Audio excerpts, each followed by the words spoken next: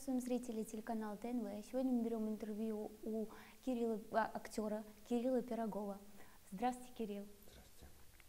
Такой вопрос хотелось бы начать. Наверное, вам уже его задавали очень много раз, но тем не менее в этом году исполнилось 20 лет фильму «Брат 2», где вы снимались. Да, Алексея Балабанова. Вы как-то отмечали, встречались, может быть, с коллегами-актерами из этого фильма?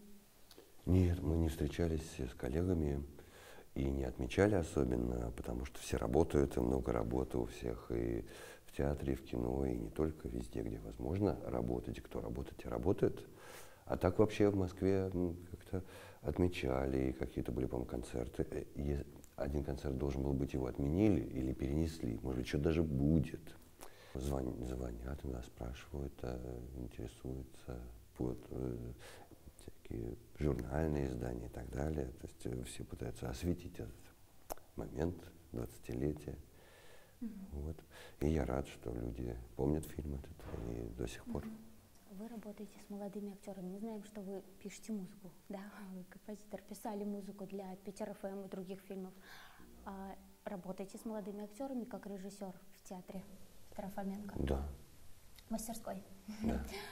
И вот хочется спросить, видите ли вы в будущем такого же вот актера, как Сергей Бодров, в ком-то из молодых? Вот с кем вы работаете? Ну нет, вообще-то это... Я не думал никогда об этом. Вопрос у вас такой необычный, надо сказать. Скажем так, что нету людей, похожих друг на друга вообще. То есть, может быть, бывает какое-то сходство, там, и так далее, какие-то есть игры, сейчас сравнивают там людей между собой, физиономические какие-то сходства и так далее. Но, по сути дела, весь смысл нашего дела в том, что это неповторимо и индивидуально. Не в смысле незаменимо, заменить людей можно, а вот повторить человека, наверное, невозможно. Поэтому я думаю, что людей, похожих на Сергея, внутренне или внешне, наверное, есть, но задачи такой отыскать или повторить, конечно, и нету. И я думаю, что не нужно этого делать. Что те ребята идут молодые, которые они должны быть сами самостоятельно самоценны, не похожими ни на кого. И в этом есть их прелесть, красота. И то, что дано нам от природы, от чего-то еще свыше. Поэтому нет сравнений таких. Вы привезли в Казань замечательный спектакль «Сон летнюю ночь». Когда спектакль только вышел, в одном из интервью, я смотрела это интервью, вы сказали о том, что казалось, что мы ошиблись тем, что мы взяли эту вещь, потому что не складывалось, потому что, мягко говоря, неудачно. И сейчас уже вот вы сыграно много сезонов, так скажем, много спектаклей. Вы изменили свое мнение на этот счет? Вы говорили именно об этом спектакле. Да. И нет. Дело в том, что у любого спектакля своя судьба и история. Вот этот спектакль, он рождался трудно и тяжело. Именно когда он собирался, когда мы репетировали, это действительно было непросто. В нашей компании, мы очень разношерстная компания здесь, людей и старшего поколения артисты, и юные, и такая была какая-то мешанина. Вот, а потом наступает период у любого спектакля, когда есть встреча с публикой, которая расставляет еще свои какие-то приоритеты, пристрастия, и его очень двигает, развивает любой спектакль. И вот и конкретно с этим спектаклем, конечно, публика очень много дает, как вообще спектакль без публики не существует. Как часть спектакля всегда есть публика. Но в данном случае она занимает большое место и очень много определяет в этом спектакле. И, в общем-то, наверное, то, каким он сейчас, вот как он сейчас развивается, я надеюсь, что развивается и двигается, это во многом связано с публикой, которая его принимает определенным образом. Вот здесь вчера мы играли замечательно, принимали нас прекрасно просто, что мы благодарны очень. Расскажите, пожалуйста, о вашей роли в этом спектакле. Вообще рассказать чуть-чуть про них можно. Это мы играем группу ремесленников, которые, значит, такие простые довольно люди. Это старшая группа, мужская у нас театра. и разыгрывает им. И эти ребята готовят спектакль для герцога, потому что свадьба герцога, и венчается все это тем, что... Ну, там есть коллизия, не буду сюжет рассказывать.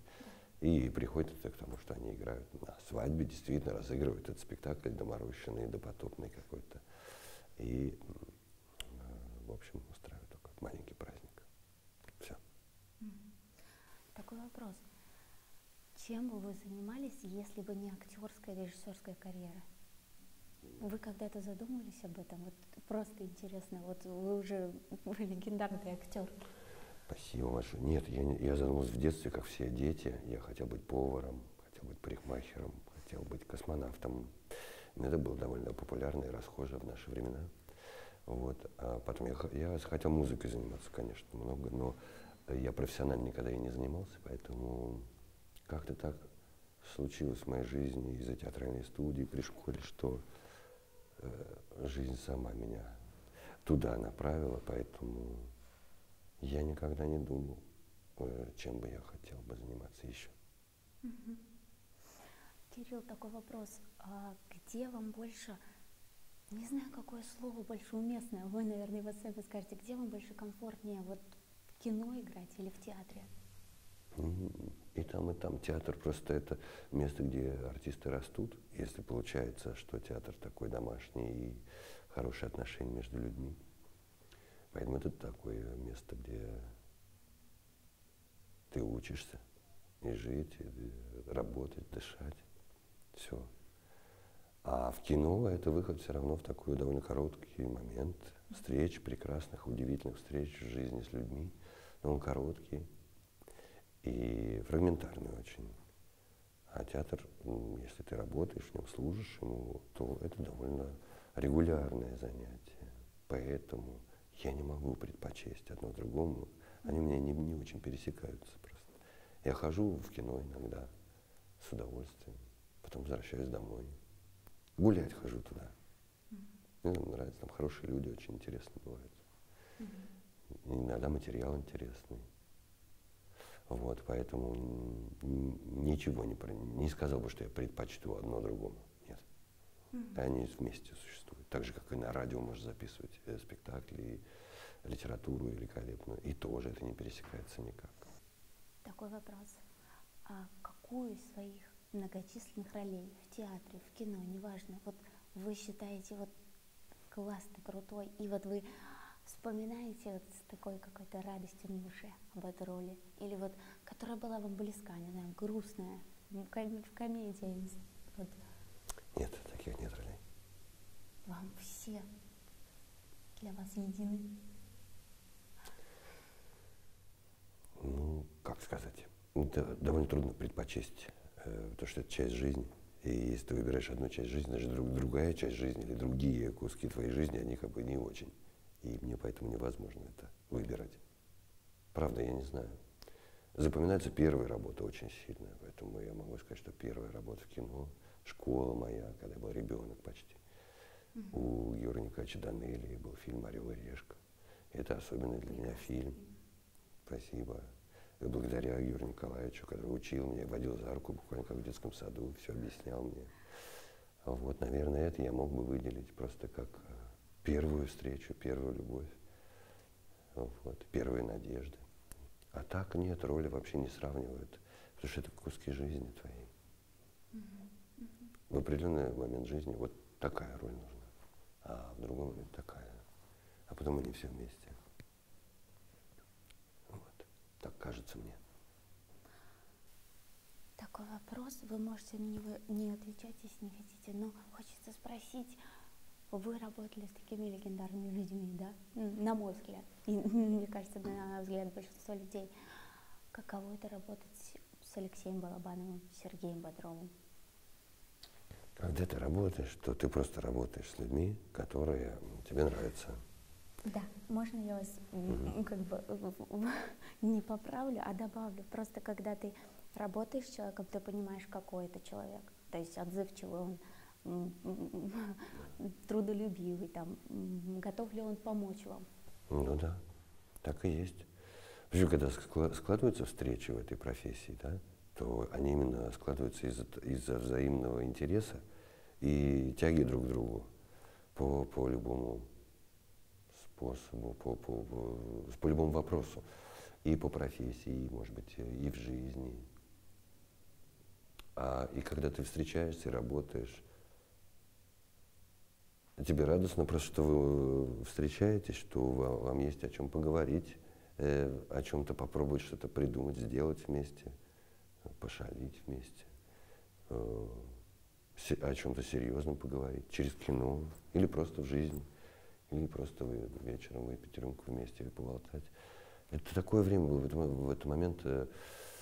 Мы были довольно близкие по поколению, то есть мы одно поколение, поэтому внутри этого поколения такого, что вот какой-то пиетет никто друг друга никогда не испытывает, потому что это рабочая очень вещь.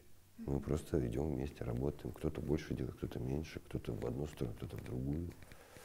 Это учители, если там Георгий Николаевич, вот Даниль или Петр Наумович, конечно, перед ними мы там всегда преклонялись и падали вниз, потому что это уже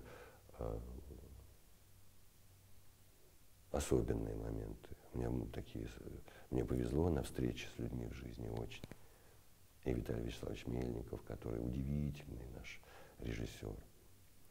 И Алеша Балабанов прекрасный человек, который прекрасно, очень рабочий, то есть он ничего лишнего никогда не делал.